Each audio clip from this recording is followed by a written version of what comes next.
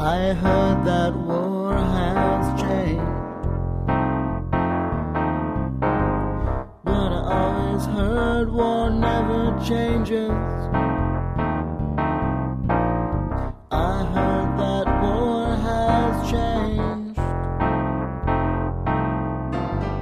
but in the end it doesn't matter anyway, because this is the dawning of a brand new day, where it doesn't matter what you've heard, 'cause I'm the motherfucking wizard. The Wizard. A formidable wielder of arcane magics, the wizard engages his foes from afar, foregoing close combat in favor of powers far more arcane and inscrutable, including Spectral Blade, improved Spectral Blade, and a magic missile so devastating you'll regret ever crossing paths with this rebellious foe. The Wizard.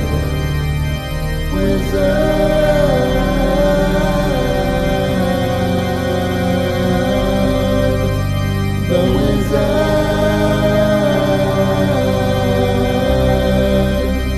The Wizard.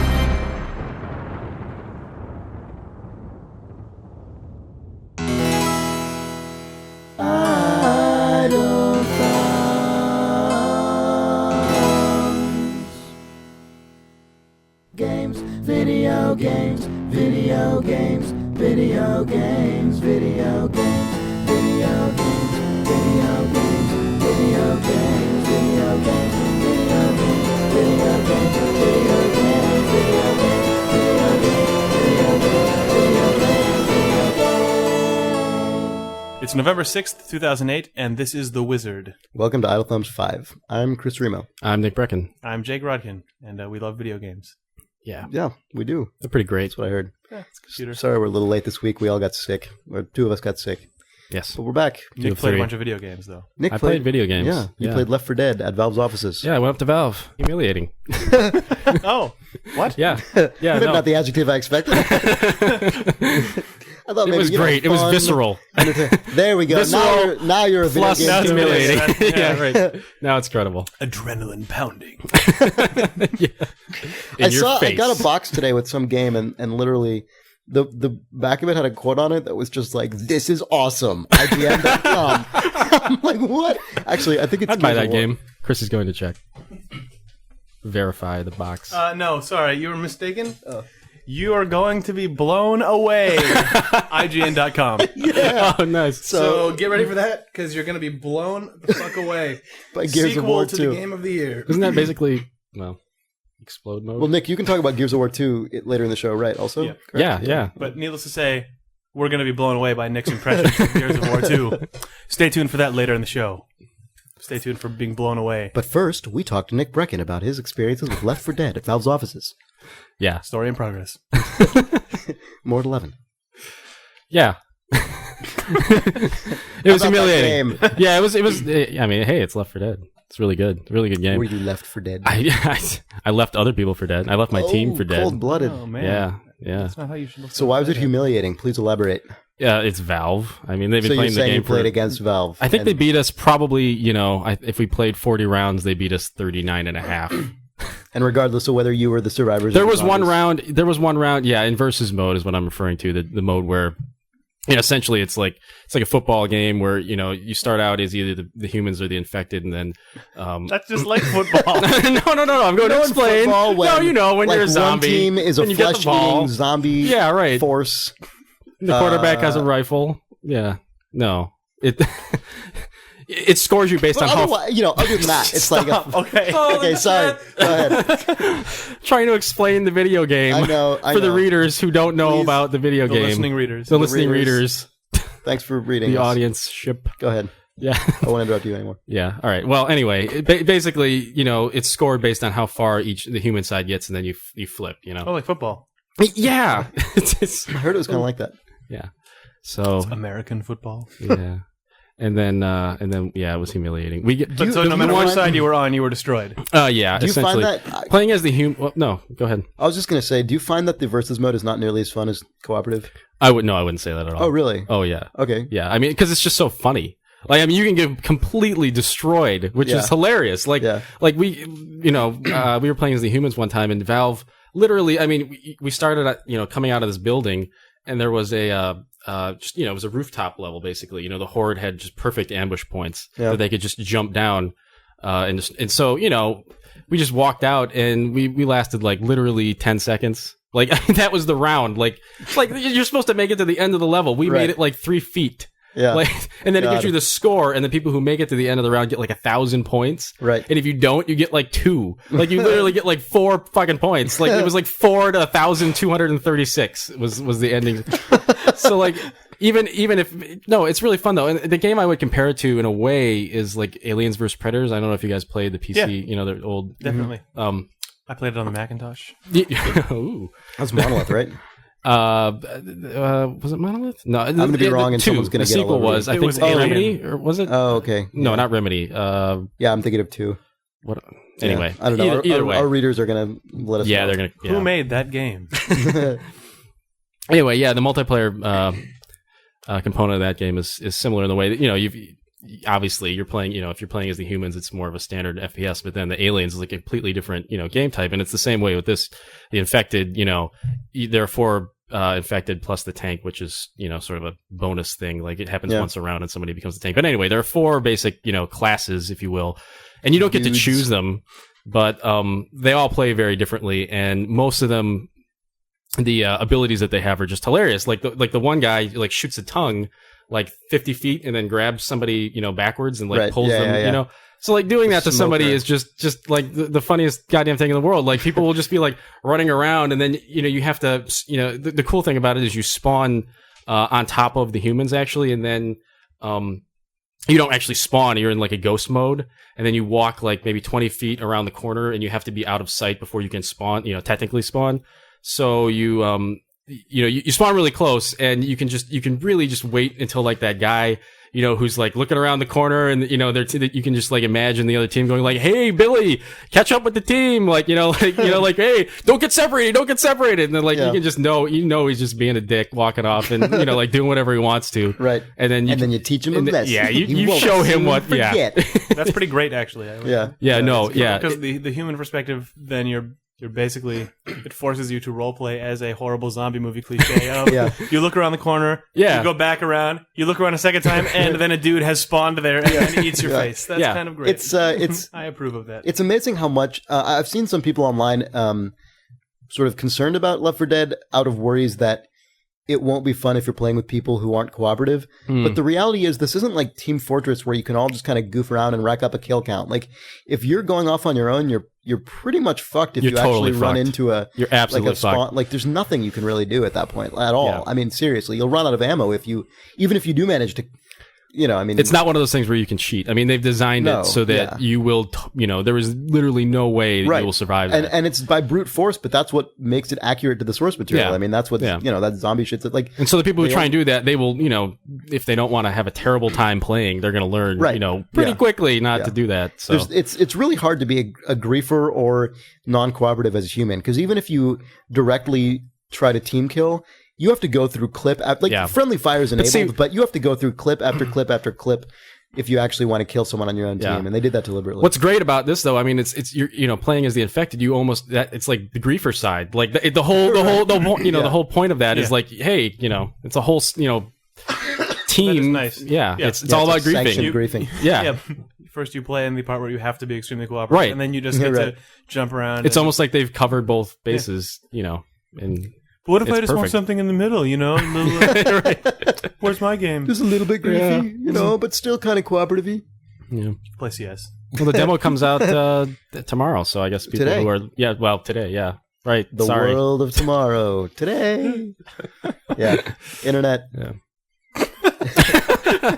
The future. The future of the futures.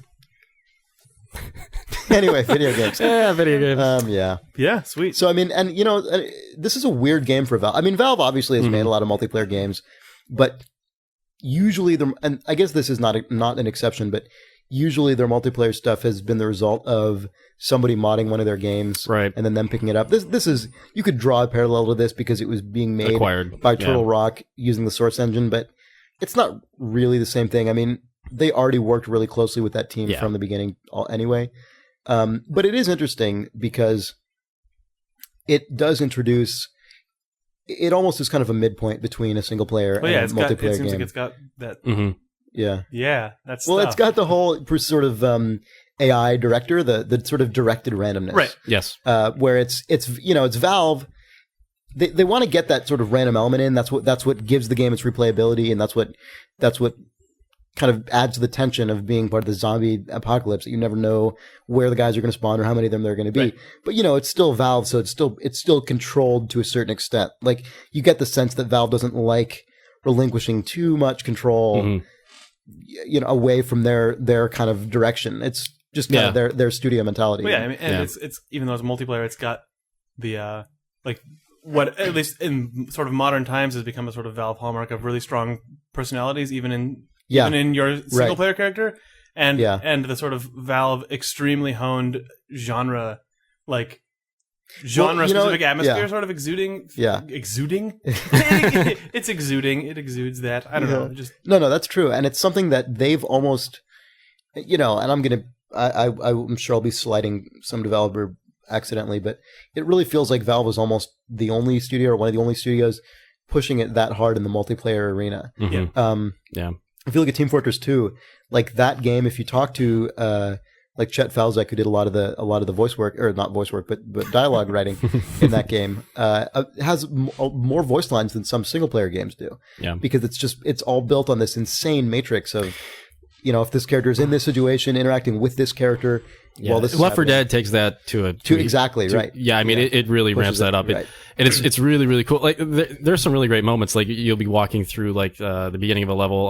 I think it was some sort of like steam pipe room or something, and one of the characters was just like, "Hey man, the history of this steam pipe thing," and the other character's like, "I don't give a shit," and that was it. That was like the end of the conversation. I was like, man, what a great way to just talk about horror video games and just and those are shit all over it. And it's not like that's going to happen every time. Like, no, that's really good. There's a dice roll behind that. I mean, and there are also little things like throughout the levels, like internet chat, like style writing on the walls, like literally like all over the walls of like the safe rooms and stuff. Just like I don't hilarious. know if I'm a fan of that. No. It's they did it really well. I mean, it's in the universe, but it's done pretty well. You'll probably see in the demo, but some sort of cake. I've played the game a lot at this point, but I don't remember ever seeing a little anything bit. Like that. Anyway. But yeah, I mean, one of the reasons I wanted... Oh, go ahead, Jake. Oh, no. Okay. Oh, well, I was just going to say... What was I going to say? Oh, just that personality thing. I mean, Half-Life 2 Episode 2 was the only sort of single-player thing we've actually seen from Valve in a while. Well, I guess Portal, but... Yeah. That sort of character responsiveness thing is something that they do in their single player games as well. So I mean, it's not. Yeah, although in Half-Life, Half-Life's such a linear experience that right. You'll also never hear your character say anything. No, but I mean, just in Half-Life Episode 2 and Episode 1, when you're walking around with Alex, the stuff that she says, the way she responds to the That's world, true. Yeah, isn't the same every time. Right. And you can sort of move the. Yeah, they've definitely been building that technology and that sort of it's style. really cool to see that in multiplayer games because no one ever does that, but they're also stronger than most. In terms of having reactive characters in single player that sort of... Well, that kind of also... that being able to see that progress is one of the big... And, people have really strong feelings about whether what Valve is doing is episodic with Half-Life and whether it's good or bad, whatever. Fucking obviously, at this point, we all know it doesn't matter what it's called, but some people still don't like it regardless of what it's called. I really do like it, and one of the reasons is because now that Valve is actually releasing something every year, in some case multiple things in a given year, which is ridiculous historically for Valve, I like that you can actually see that stuff progress so quickly. I mean, Episode 1 is really when they started nailing that stuff in, and with everything every time they've released, except for Portal, which is sort of different. Other than that, everything they've released since then keeps pushing that farther with Episode 2 and Team Fortress 2 and now Left 4 Dead, and that's just one example of the kind of system that we've been able to sort of over the course of year by year. See Valve consistently ramp that up. It's really, really cool, I think. Yeah. And there are a lot of other areas I could point to, like more specific to Half-Life, where they've been improving other things, but just as something that sort of crosses multiple franchises of theirs. I love being able to see that not in real time, but you know, In something real time. more closely approximating real time, you know, than it would be if they were waiting 6 years. So I really like that. But yeah, I mean, Left 4 Dead is rad. I'm sure everybody listening knows it's pretty cool at this point. You will, because you're going to be playing the demo soon. But one of the things I want to bring up was sort of in relation to Far Cry 2, which we were talking about last week. Have you played it yet? Yeah, I played the first hour and a half. So I'm in the point, you know. So you're at that point where I just fucking hate the game and I don't understand it. And you're killing me, Smalls. Piece of shit. Yeah. No. Smalls. But no, I just wanted to almost pose a question to you because I know that you are a fan of shorter, more focused games. Yeah. And the fact that you are such a huge fan of Far Cry 2. But let me make the connection, and then I'll let you respond. Chris, immediately on the defense. I will. Now wait a minute. Now just hold on there. Yeah. Video games. But it seems like, you know, with Left 4 Dead, you've got something that almost the feature of the AI director, you know, is just so in your face. Like you're not going to miss the fact that, you know, that's going on because you're going to be playing those levels over and over again and you're going to see that. And it's sort of the same way with Diablo where, you know, you've got randomized, you know, features that, you know, are very obvious and something that a gamer's going to notice whether they put 4 hours into it or, you know, 40. 40. Oh, man.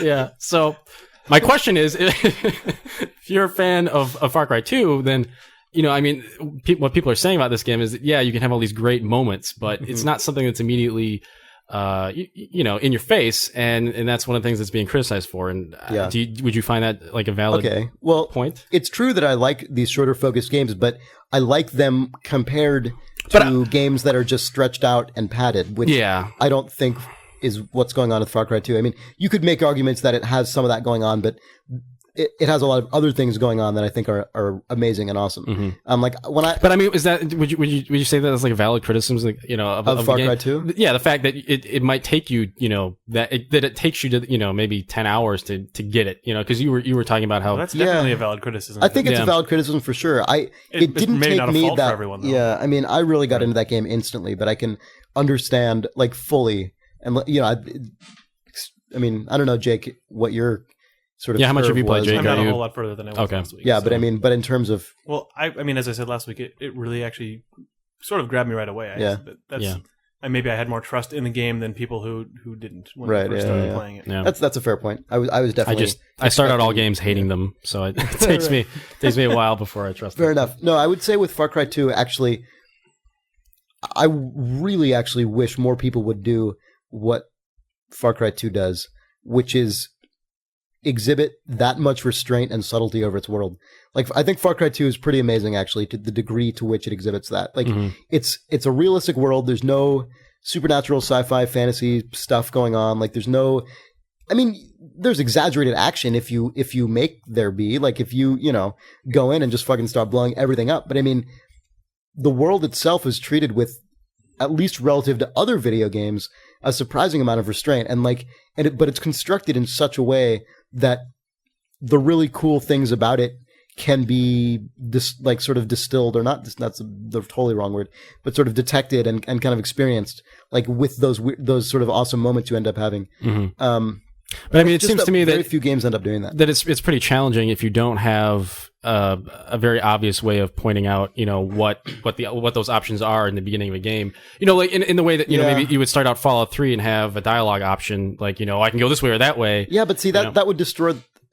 Right, but I mean, that then it wouldn't have that impact at all. Like, to me, the reason it works is because all of a sudden you start realizing these things are available to you, and you experience them genuinely. Like, in fact, that's a really good comparison between... I mean, Fallout 3, another great game that I'm really, really enjoying a lot right now. Like, I mean, it's just fantastic. Yeah. But, you know, it's definitely a lot more like sort of binary choices where now you can do this, and then, you know, you'll perceive the influence on the world, and maybe it'll influence the world in ways you didn't expect.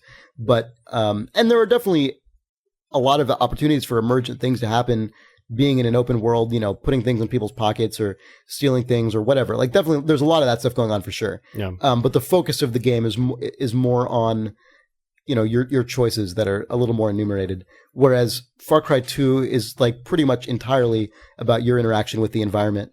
And I don't really see any way to spell that out to the player without kind of ruining the point.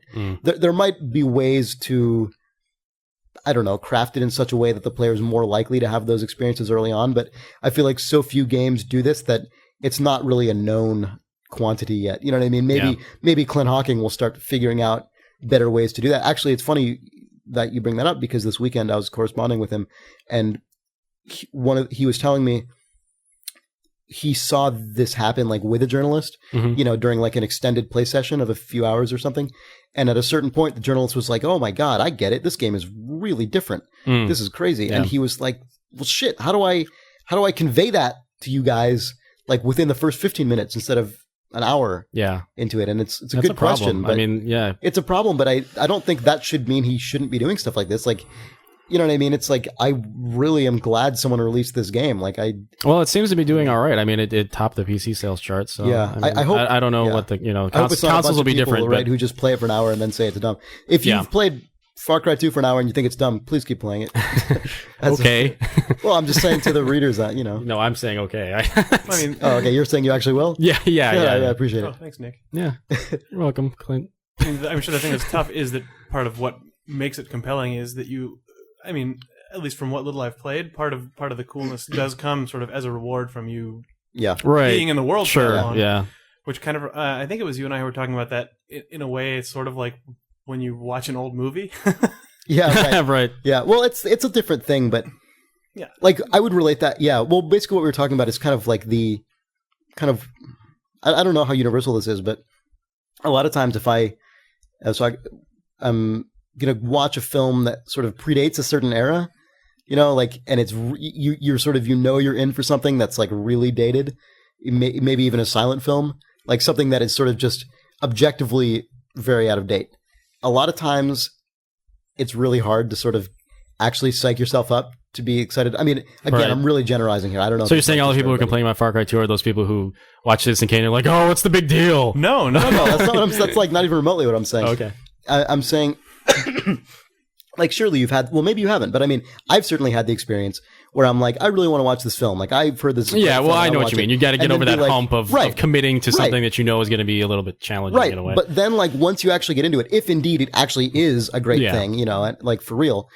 And you watch it and you're like, oh my God, that's tough to market though. I mean, you know what I mean? Yeah, no, it is. But I mean, I think that for who some cares? people, I'm not a fucking marketer. I don't give a shit. No, I was just bringing it up as like, well, what does he do? Like, how do you solve that problem? But I mean, that is a tough thing to solve. Yeah, I think that is because you can't do a demo. I mean, that would be the obvious way of doing it. Allowing people to sort of play for an hour or however long it takes. But I mean, you can't do that with these games. Right. That would be a bad solution.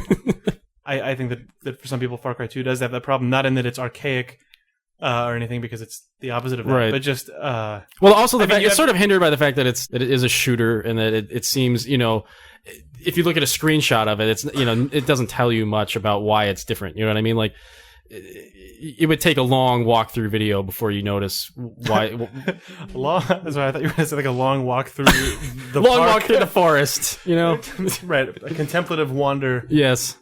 Through the jungles of Africa. Yeah, and I mean, that's kind of directly related to what I was saying about the setting. Yeah. It sort of, by design, doesn't have some crazy, like, insane fictional element or, like, world hook to it.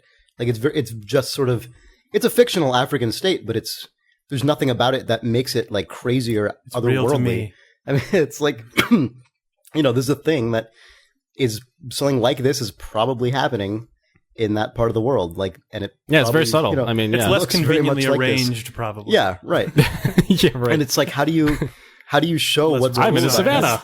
Yeah, but that's what I love about it. Like, I love that you'll be walking around and suddenly a thing will happen that is so ridiculously plausible that it's surprising, because that plausible things usually don't happen in video games. Usually, things in video games are surprising because they're outrageous, or completely like just over the top. But in this game, like, something will happen, and it's so like when that subtle. crime lord greets you on your bed in your malaria like fever and sticks a knife into your bedstand. Real. Well, it spoke to you know what I'm saying though. Like, that's a specific story element. I'm talking about the actual I don't know. I quit after I saw that. You guys told me it was real last week, and then what? Crime lord. Crime lord.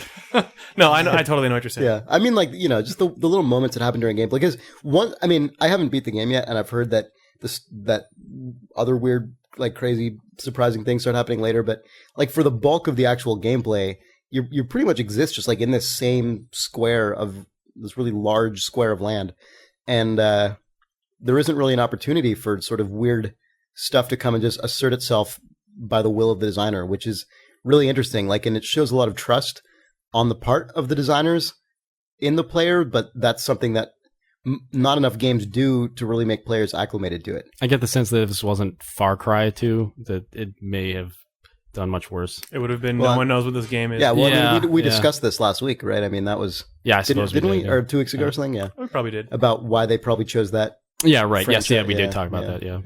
Yeah. But anyway, we did already talk about this game, so we don't have to talk too much about it. Yeah. Anyway, Oh, needless you to know- say, it's long, but you like it.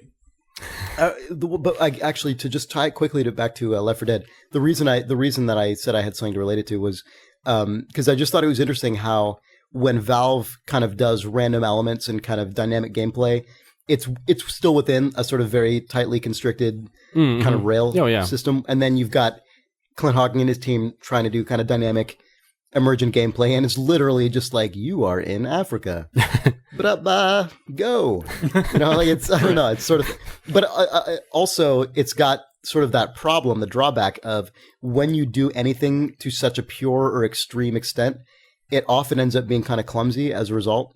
Like it sort of ends up suffering because it's not as tightly focused. Like Valve stuff is all about being laser focused, which is awesome. It's what's awesome about it. But on the other end of the spectrum, you have like, let's try to do something genuinely procedurally or dynamically, and a lot of times you end up seeing the seams a little more in terms of the gameplay, or at least some of the deficiencies. But I mean, with every passing year, as games do this more and more, that gets tightened up and tightened up, and more. It's sort of amazing and head exploding. And head exploding, yeah. Well, that's what I'm hoping for. And actually, You're hoping for head explosion. I'm hoping for head explosions. Explode mode. But actually, this sort of also, in a like a very tangential way, Nick is on the verge of busting out here. He loves the explode mode. He loves it. Sort of weirdly ties into LittleBigPlanet, because I feel like that's also a game that somehow features explode mode. That features explode modes. Boom. But it's also one of those games that has a similar design mentality where it's so. In that case, it's like physics-driven interactions. Like that, like LittleBigPlanet is so single-mindedly physics-driven. Like every puzzle you solve only ever is solved because the thing you're doing in the world is actually physically interacting according to physics equations. Like, yes, fine. wait, what's your? I don't know. You like step on a switch in an elevator. Yeah, I was thinking of down. switches, but There's no physics involved in that fucking elevator.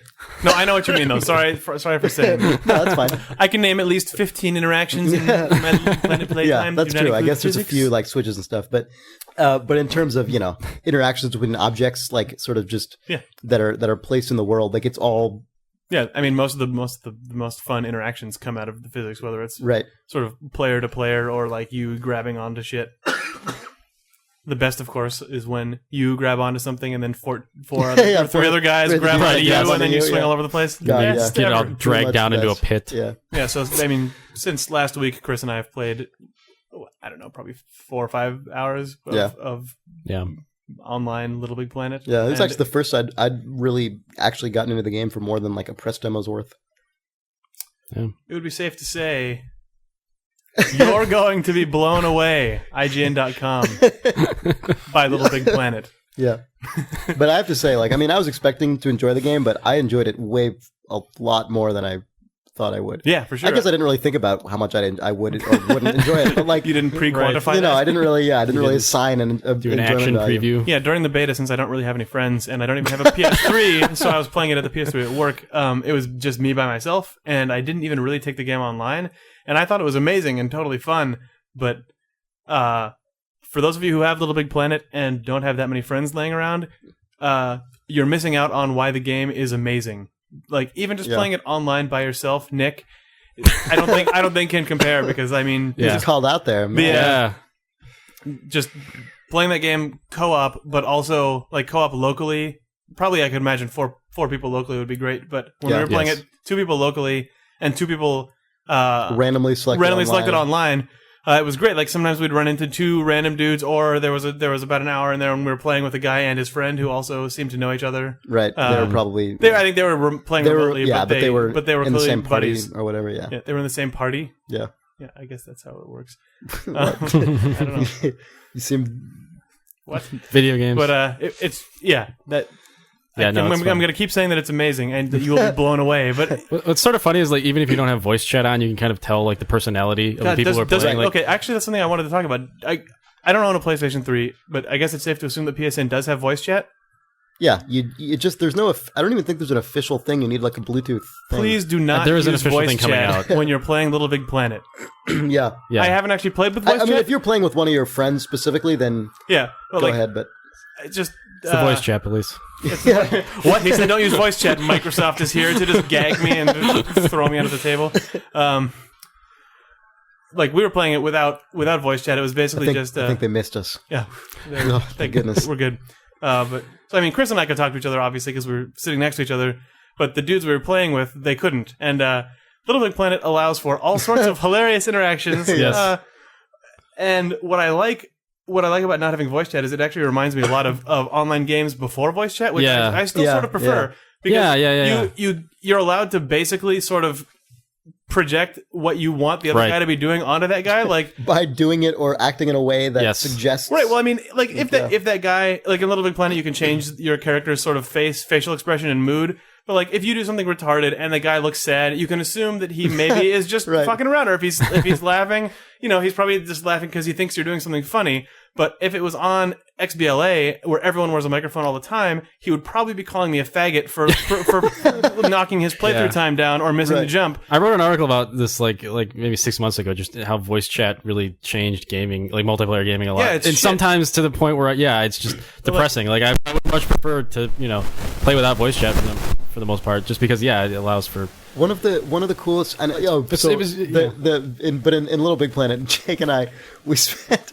way too much time like taking this like you can affix decorations to your character. Yeah, you can affix the stencil texture stuff, but you can also just take full 3D objects that you've picked up and just glue them to yourself. Right. Yeah, like so we took these massive peacock feathers and just fucking covered ourselves with them. So we were essentially just these like huge walking tufts of like crazy feathers that would obscure leaves, half the screen if we were like in the we always sort of realized a moment too late that we were probably going to be the biggest assholes in the world because we'd hit quick play and then it would match us up with a guy and like we'd watch him play through the level for about 40 seconds, then he'd get to a save point and these two huge like feather and leaf monsters would just rip out of the save point and take up a third of the screen, and then we would inevitably of course just start dancing around and like smiling and waving, and to make ourselves look as much like tourists as possible, like while smiling and waving, we kept taking out the camera and snapping pictures all over the place of just us like dancing around. Yeah. But the thing that I thought was great and amazing about Little Big Planet, maybe because it's new or maybe just because the game sort of promotes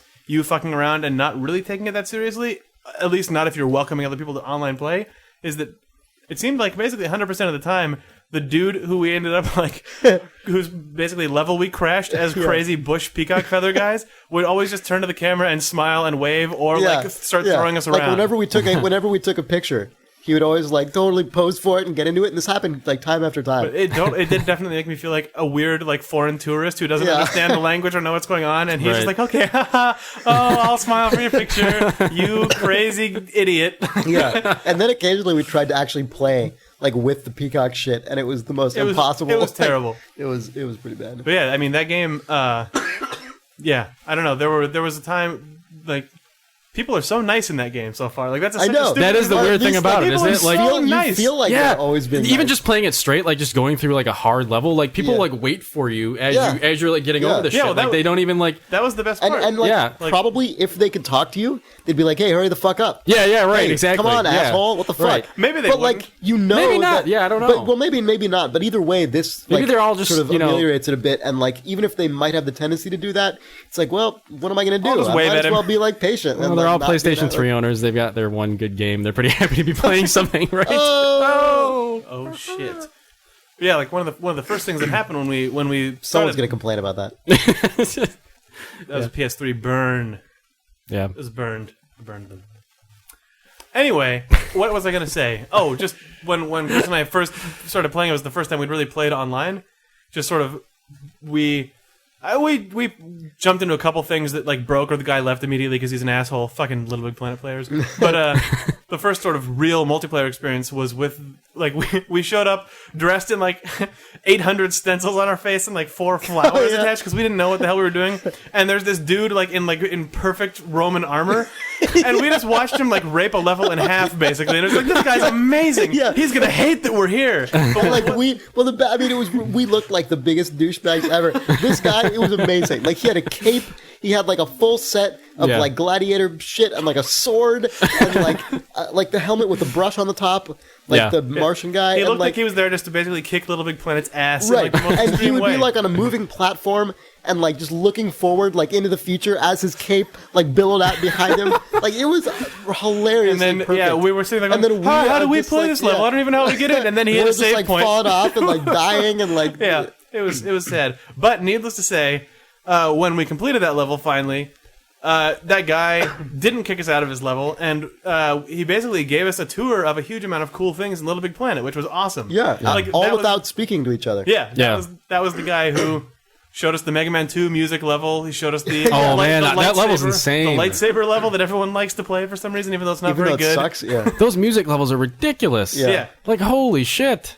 Yeah. That would take you forever to get through. But anyway, That was also the guy who was there for like the ultimate thing, which was the 4-player extravaganza. Can 4 of, people like- swing from 4 different vines in a row? Because in LittleBigPlanet, as you've probably seen in the videos, or because you're playing because you're playing it right now. there's man, we're just going, LittleBigPlanet's amazing. like It was the mile best. a minute. It was. Steve, good thing Steve's not on this week. He hates this Steve game. hates this or game. assumes he'll hate this game. I don't think he's actually played He it. should come play it, Steve. If you're listening, come play it at Chris's house. Yeah, it's pretty good. But there's the sort of like basically just a vine or a rope with a thing attached to the end that you can grab onto and swing around, like a lot of platforming games have those. Yeah. But there's some in LittleBigPlanet that if you grab onto it, it immediately zips up into the air to transport you to Right. another It's like location. it's springy. Yeah. So we're all 4 of us are playing in this level, and the first thing that happens, obviously, is one guy jumps up and grabs it. He goes Right. flying away. Right. The camera pulls away, and we all get timed out and explode. He realizes that was retarded, goes back down. We all try that 5 or 6 times. We finally all sort of start bouncing. I mean, this was probably like 10 minutes of that's a long trying time. again and again. It was sort of figured out though that if we sort of go 1, 2, 3, go, we could all and jump on. Right. It got to the point we were all sort of doing little like fake preparation jumps to get us all synced up. It was amazing. Yeah, but then of course, once we all managed to get up to the top, we realized that the next step in this level was that you all had to, whether it was Jump like for from one person, vine to the next. you had to jump Like- from one to the next, and that took an additional like 15 tries. But then we finally got 2, 3, 4, and it was the most amazing co-op experience that I think I've had in years. I don't know. I think ever. I don't know if I've ever had as compelling But, like, a real co-op That's experience. what we were talking about earlier with the physics-based sort of grabbing onto stuff. The fact that like there would be these near misses where one person would jump a little bit late, and then you'd think you're going to fuck it up, but they grab onto the legs of another guy, so it just turns into a crazy trapeze act with with 4 sack boys sort of just flipping around and barely grabbing onto each other. Of course, right after we made the 4th jump, a network error happened, and we lost awesome Roman gladiator guy and our other friend that we'd picked up somewhere,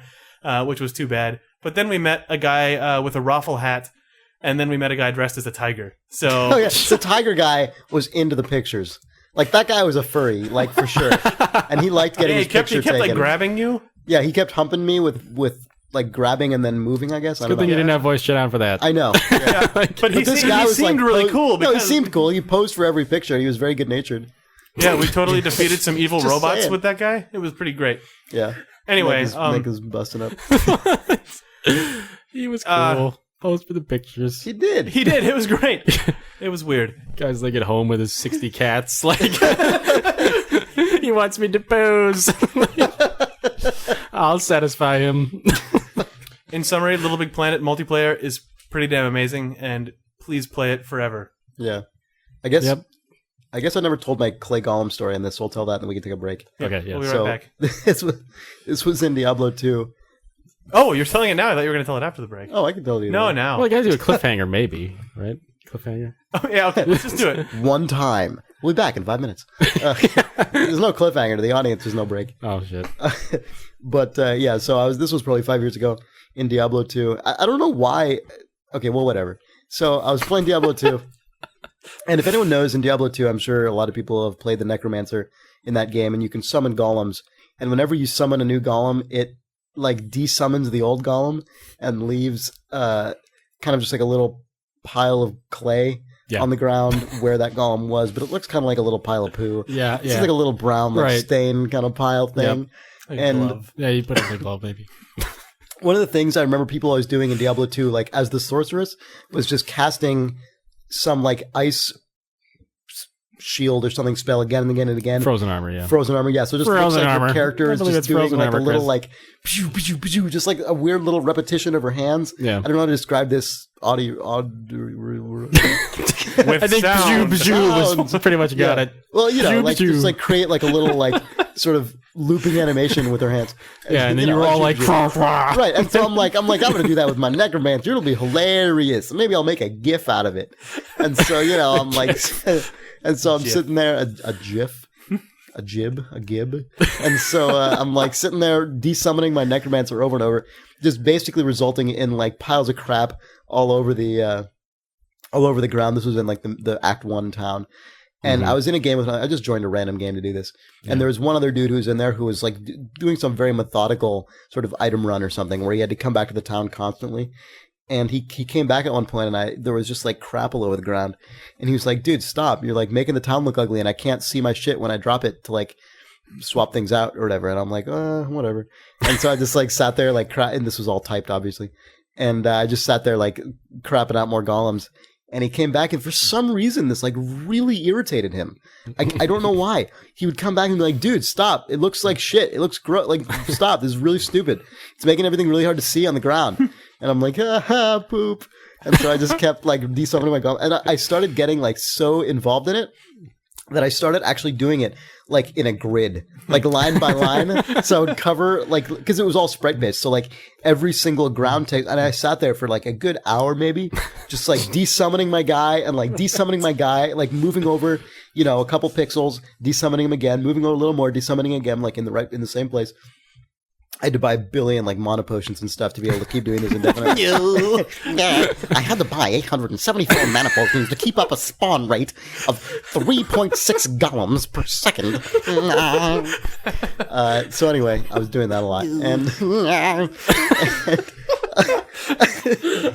I just kept going, and I thought this was, I don't know why, I thought this was the funniest goddamn shit ever, and this guy just kept coming, and he couldn't leave the game, because he was trying to, like, clear something, or, like, achieve some goal, like, maybe he was trying to work his way to a boss or something, and he didn't want to create a new game and, like, waste whatever, you know, progress he'd made or whatever, and he's like, dude, fucking get out of my game, this is bullshit, and I'm like, poop, I just, like, I was not stopping, and I just went, and I just created, like, basically a horrible, shitty town of the rogue encampment, and it was just the whole screen was brown. It was fucking gross and awesome. And then you killed that guy. I don't even remember how it ended. At one point I had a screenshot like you showed me that Chronicle. Yeah, that was years time ago. lapse. I lost it ages ago with a hard drive failure. But yeah. Wow. Those were the days. Were the days. It was. I like doing stuff like that in games. I don't like actually killing people in games, but you know, I like to sort of maybe enrage. You want to keep them alive to, you know, in misery. Shit to have right? on your Team Fortress team. Well, it's like that's too easy. That doesn't actually. I want them to suffer slowly. It doesn't actually cause you any fucking discomfort or like irritation at all unless you let it. Like it's not like it's not like I'm doing. I mean, I'm not doing anything that's actually like impacting. Dude, it makes it hard gameplay. to see stuff that he drops. Yeah. Right into the golem. Into the poop. Into a poop. Poop glove. We'll be back in a few minutes. Or to you, no minutes at all. Wizard,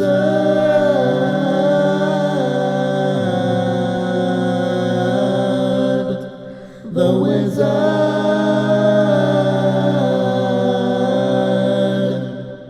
the wizard. So we're back. Oh no!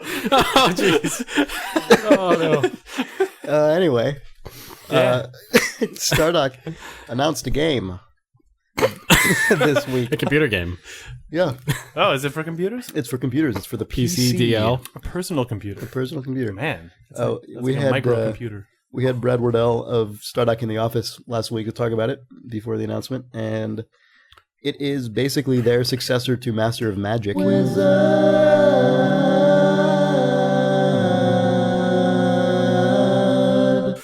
It's sort of their personal sequel to that.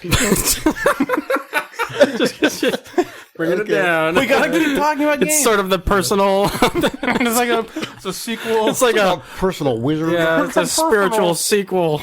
Yeah, well, it's funny because they tried to get the real rights to Master of Magic. The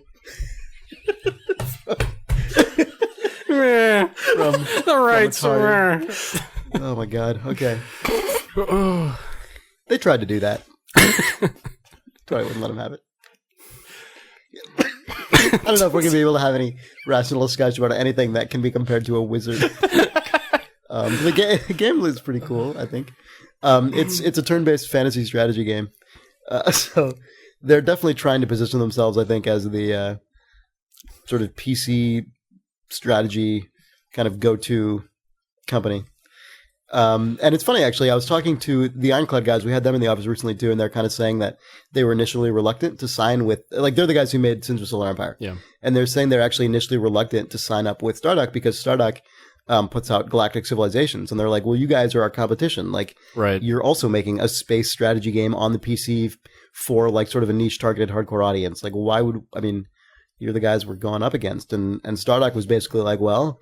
How about, we'll like help each other Corner out. the market. And like, yeah, we'll be the turn-based guys and you guys can be the real-time guys. And together we'll completely like be the sort of Masters of stuff that magic. Few people That's cool. like. Yeah, a fairly non-evil team up, possibly. Yeah. No, I mean, it's like, they're such cool companies that it's hard to ascribe sort of evil values to them. Yeah. For now. For now. Yeah, but For now, they're awesome, apparently. Yeah, no, they're cool. It's funny, actually. The I'm kind of getting off the topic of Master Magic here, I guess, but the Stardock guys are they have their roots in a company that was formed back in the 90s called Barking Dog, and they made like an expansion for Homeworld, if you guys remember that game, like the Cataclysm Relic game. Yeah, they made Homeworld Cataclysm, and then they got bought out by Rockstar Vancouver, and I guess made Bully. Vancouver. Like that was the Bully studio, right? Yeah, I believe so, yeah. And it's, I guess a lot of the core guys, like, it was probably cool to be working for Rockstar, but I think they actually kind of wanted to get back to their... It's like a Rockstar lifestyle. Like a Rockstar... I've heard it's actually kind of not if you're not part of Rockstar North. It's kind of, you know what I mean? Like, those guys cast such a shadow over everyone else. Yeah. But, and I think they kind of were itching to get back to that PC kind of segment where they have a little more control over... Ironically, getting back to being cooler than when they worked at Rockstar Games. Yeah. Well, it's funny because I feel like these days, for a lot of developers, they feel like PC, when you get into PC at the kind of niche level, it's kind of like a step on the road towards consoles. Right. Which I think is kind of a shame. Like, I think that's kind of an unfortunate attitude to... Well, I mean, I think a lot, actually, that kind of seems like a 90s thing, or it feels like not, I don't mean to say this console generation, but sort of where we are right now in time, especially with digital distribution coming up and with the PC sort of becoming a wasteland for a little while there, aside from MMOs and a few notable titles. Yeah, I feel like it seems to me like this is completely unresearched, but it feels like developers are feeling like they can make sort of a name for themselves in that space right now on the PC. Yeah. Oh yeah. Which is cool. The I mean, PC we're is definitely we're hearing looking from a lot of cool titles from a lot of not very big developers again on the PC, which is pretty awesome. Yeah. Well, I mean, that's where the PC's always actually been good. Right. Exactly. Right. Yeah. No, that's a good point. But yeah, so these guys anyway kind of wanted to get back to that because that's kind of what they grew up playing and liking and wanting to develop. And so some of them left and formed Ironclad Games and pitched Sins of a Solar Empire. I mean, some people might know the story already, but I got a lot of cool details on it from the guys directly. So, and I just thought it was pretty cool, so I wanted to pass it on. They Nick is... Go ahead. I'm sorry, Jake is giving me shit. So they had this... He just made a motion with his hands that he was giving me shit. Thanks, Jake.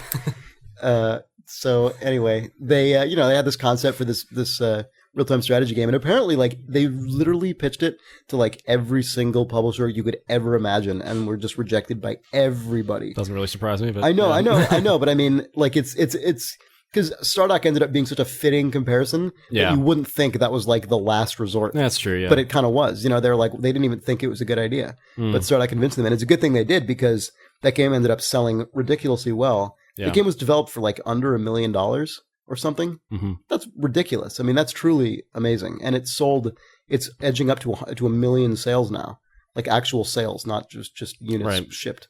And a lot of those, a good portion of them are via digital distribution.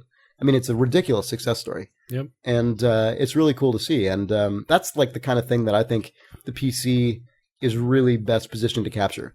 Like the consoles seem to be getting a lot more of the success stories for the really super small indie games, Right. Like the sort of Braids and the Castle Crashers and stuff. Right, but actual sort of small dev houses seem to be doing that pretty well still on the want PC. to make like full scale games. Like Sins of Solar Empire is a full on like I don't know what the word to describe it is, but it's a full sized kind of video game. Yeah, like it's a there's a lot to it. Like and it feels very polished. The consoles kind of have like the indie rock equivalent of like what id Software and Apogee were doing back in the 90s. Yeah, literally. Yeah, I mean that in a very literal sense. Yeah. But on PC, you're sort of seeing this weird, sort of cool middle ground, right? Which is really cool, and that's kind of how I sort of think of the PC, like historically. I feel like a lot of publishers. Oh man, God, I should get back to Master Magic because they announced that. Yeah. But anyway, it's kind of cool. It's like they basically wanted to make a. It's not actually Master of Magic. It's called Elemental of Magic. Elemental of Magic.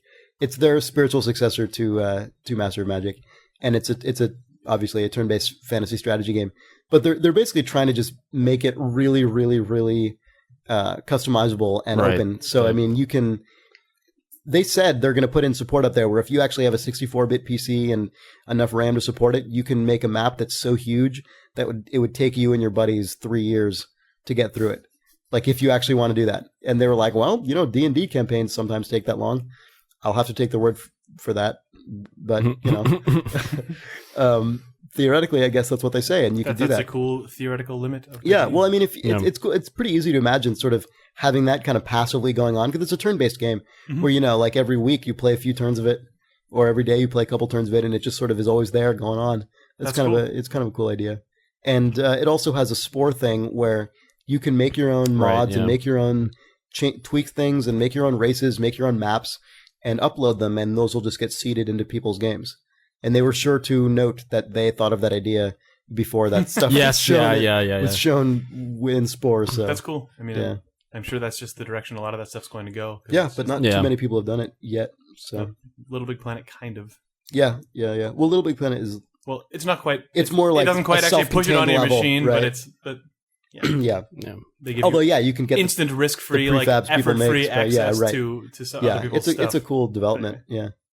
But yeah, there's not too much information on this game yet, I guess. I don't know, Nick, if you know anything else about it. Not really, no. Yeah. I've been doing other stuff, but yeah, that's really cool, though. Yeah, I mean, they actually said that it's coming out in like I guess Q1 of 2010, and I guess they said they really like how they've been doing the releases, so they're going to just basically release one game every year coming out first quarter.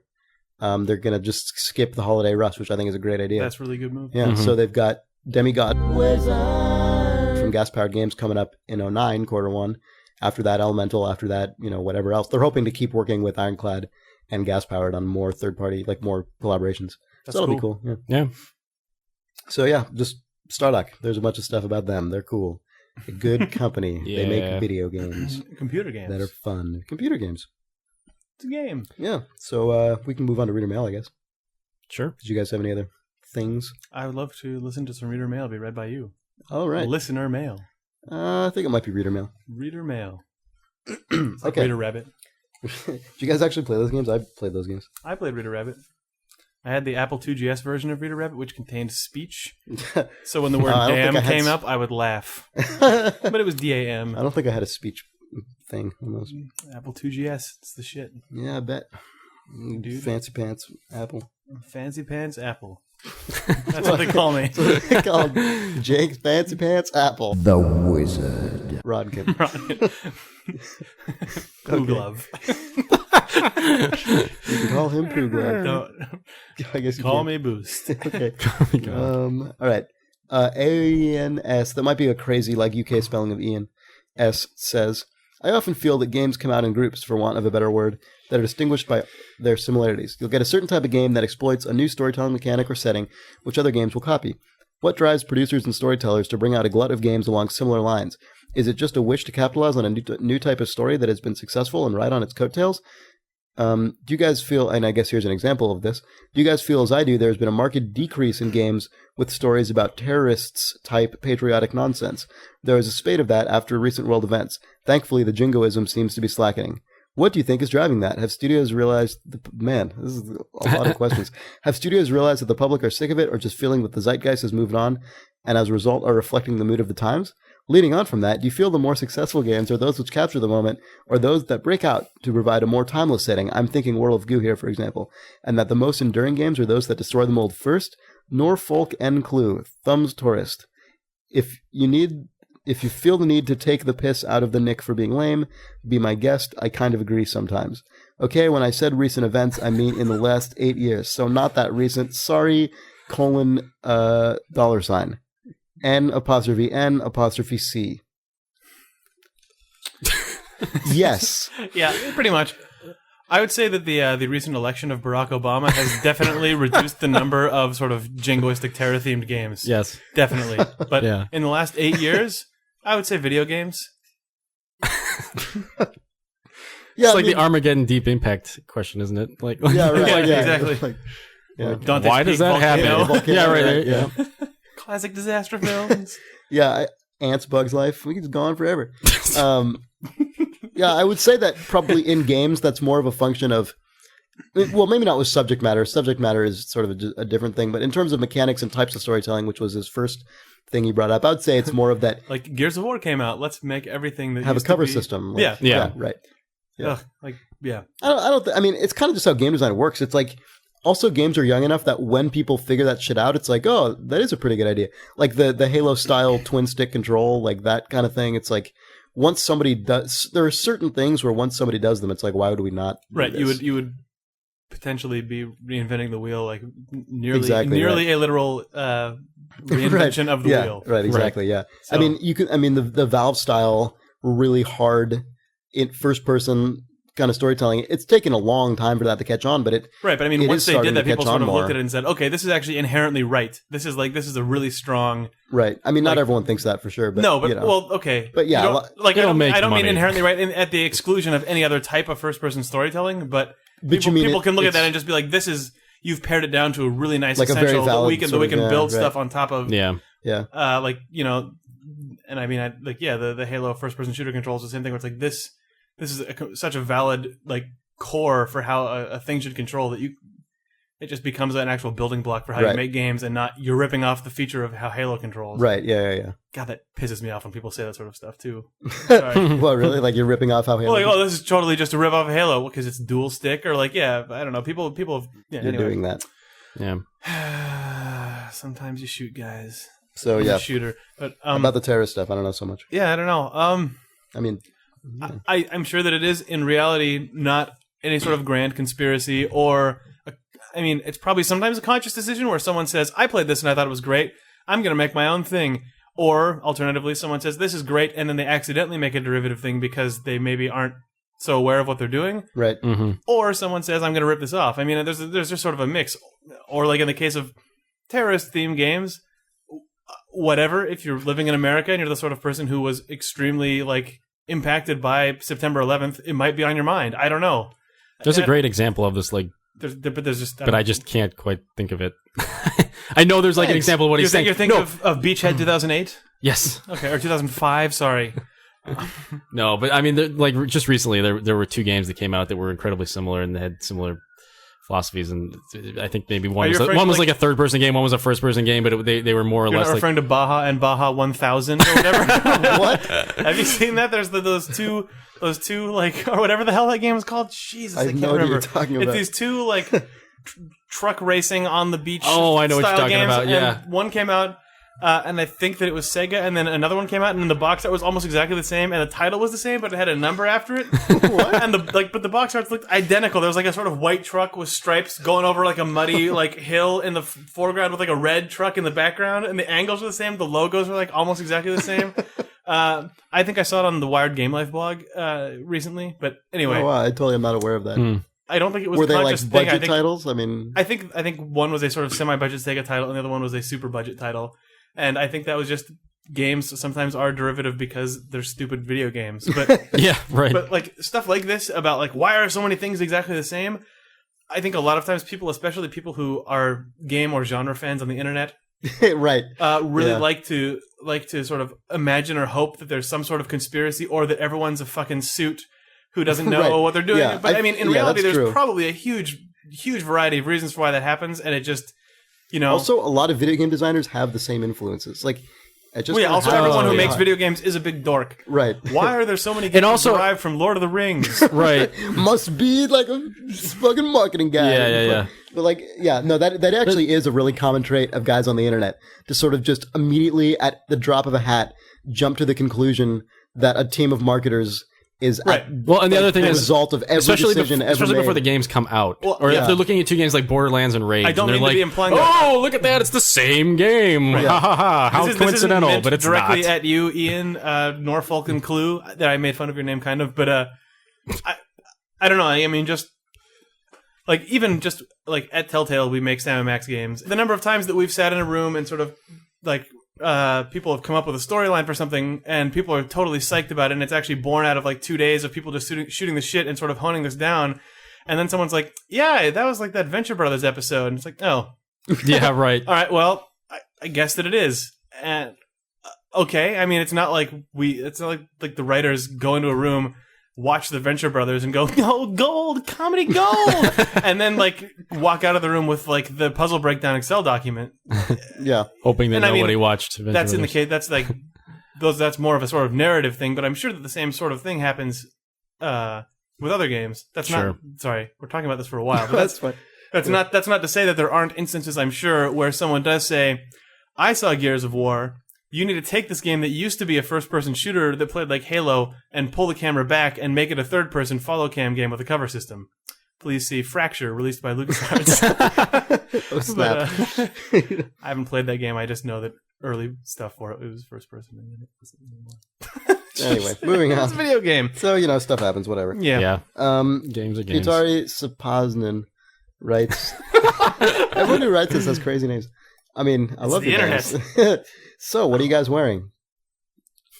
Nothing. What do you want? A shirt? Some pants? That's very creative. Also, Empire Total War! ! Yeah. Colonization! ! Red. Games I'm interested in, but won't be able to play till next summer. Aw. Tell me if I should get them, next summer. Signed, Burkle. BRKL. Wizard. Vertical. Bill. What was the It first is kind of colonization? Empire Total War and Colonization. It is kind of funny that both of those games feature like a declaration of independence as the American colonies. Like, weird. I mean, there's an example of, I guess they infiltrated each other's development studios and There's spies decided everywhere. that this was the hot thing. Yeah. You should probably play 18th only one of them. century You only history. really need to play one of them because the other one's going to be a complete derivative. No matter which Same one of the thing, two that yeah. you play, it's guaranteed that one of them, you get the same experience both times. Yep. Yeah.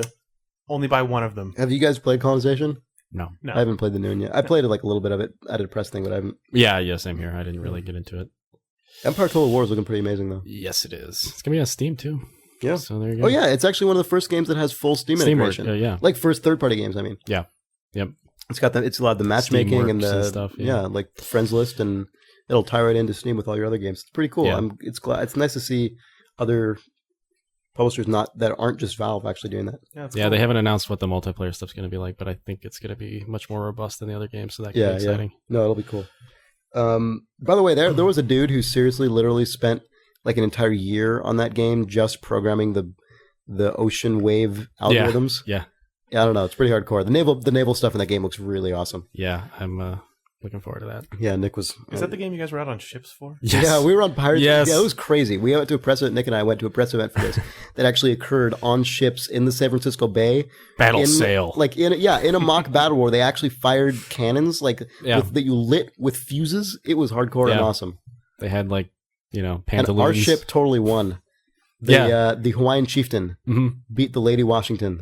So take that, Lady Washington. Yeah, she took it. It was rad. It was pretty crazy. Anyway, moving on. Chaz writes, Empire Total War.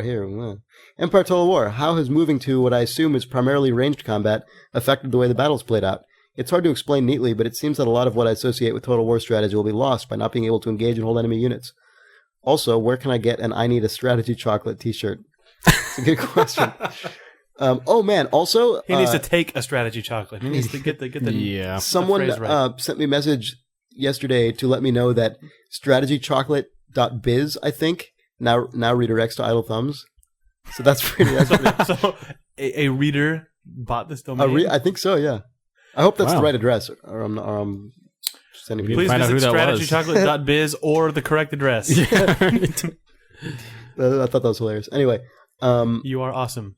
Yeah. How does the range stuff affect the combat? Is the question? Yeah. Do you have any opinion on that, Nick? Well, we haven't played it yet, but Yeah. I mean, just from looking at the videos, I mean, it's going to be like, I don't know if you ever played like Sid Meier's Gettysburg. I mean, that's pretty fun from a strategy. I mean, you guys probably have no idea what the hell that was like, but but I mean, like a lot of the stuff they're showing is melee anyway. I mean, they have the same. You can still charge, and they've gone back to the sort of Shogun thing where guys will actually duel, break off from the block of the brigade and duel each other and stuff. They've got a lot of like animation stuff going on, so it's pretty cool. I mean, I don't think it's going to drastically affect things because once two armies clashed in Rome Total War, it wasn't really like you're doing much either way. So it's still two blocks coming together and hitting at the end of the day. Yeah, Strategy there's no game. Yeah, it's a strategy game. I mean, it's just going to look a little different. That's about it. Okay. Strong praise. Yeah. So we actually have some other questions that I'm going to put off till next week because they're both really long. But we should return to Marital Wheat's question from a few episodes ago about whether he should buy Gears of War 2 because maybe it'll be the same thing as the first one, and he wants to know if he should save his money. And I think Nick can actually talk about that now after sort of postponing Beating that. it. Yeah, I can talk about it now. What do you think? Will here's the thing. What did IGN say again? The question is, will it blow? Are you going to be blown away? IGN.com? Because IGN says you're going to be blown away, and we want to know. Honestly, and the reviews for this game were just stellar across the board. Best game. It was all that. It was like everybody said, you're going to be blown away. This is awesome. I wasn't blown away by the campaign. Did Microsoft include a clause that said, in order to put your review up at the embargo, you must include the words "blown away"? They definitely did not do that. Okay. I could have slammed. No, I mean it was fun. Well, you could have said you won't be blown away. Well, I don't know. I mean, I don't know how if I was blown away or not. Now I can't tell. Like, at what point are you blown? Well. No, anyway, so Gears of War the 2. The 2. Yeah, no, I mean the deuce. I hate to say more of the same, but I mean that's such a lame phrase. But is it visceral? Is it visceral? Is it more of the same? It's both. Is it solid but not spectacular? I mean, look, they here's my problem with the game is that a lot of the stuff that they added, and I've said this before, but I couldn't really list specifics. You alluded to it. Yes, I alluded to it, but a lot of the stuff that they did differently in this game, the large, a lot of the, oh god. A lot of the boss fights, a lot of the big set piece action stuff, it's the thing where you've got the technology and they really want to use it, like we could put 100 guys on screen and you can just shoot them all and it'll be great, Yeah. That sounds pretty badass. I shoot 100 guys. But it when you're shooting dots on the screen from with the turret, I've done that before. That's not that much fun. That's like Cameo. Like a lot of it That's not fun. It's like Cameo. Cameo, fucking Spirit of Spirits, geez. Or whatever that game was. Yeah. I have 2 copies of that right here. Oh. Well, we should give them away. We're looking at them right now for those of you listening at home. Yeah. Cameo Elements of Power. It's definitely a video game. Will it blow me away? IGN doesn't claim it blows you away. Investigative journalism happening right here on the Idle Thumbs podcast. Is it better than Cameo? I would have to say it is greater than Cameo. Yeah, Okay. If you were gonna, yeah. So a little more blowing than that. Okay, seriously. So it's not the guy doesn't necessarily need to buy it. Is what you're saying? Marital Wheat. It depends. I would say if the first game didn't blow you away, then the second one probably won't. No. No. But if the first game did blow you away and you want more of the same, go for it. And if you like multiplayer, especially the multiplayer, That's not changed. The multiplayer will blow you more away. Of the same. Oh, I'm sorry. Oh god, wizard. Yeah, Yes. games. video games. So Nick, you don't sound that impressed. I enjoyed it, but but it didn't blow me away, honestly. Is that just like now the way we describe games? Yeah, right. Did it blow you away? IGN.com. Yeah. I'm obsessed with the wizard. Jake likes the wizard. The master of magic, as some call him. The wizard. Yeah. Yeah.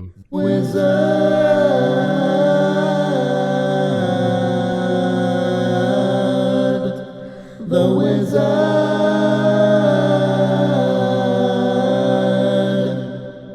This is Idle Thumbs 5.5. The Wizard. 2.0. 98.7 The Wizard FM. Oh my god, if we ever have some kind of live incarnation of this. Yeah. Wizard Live. What? The Wizard. The wizard. Okay.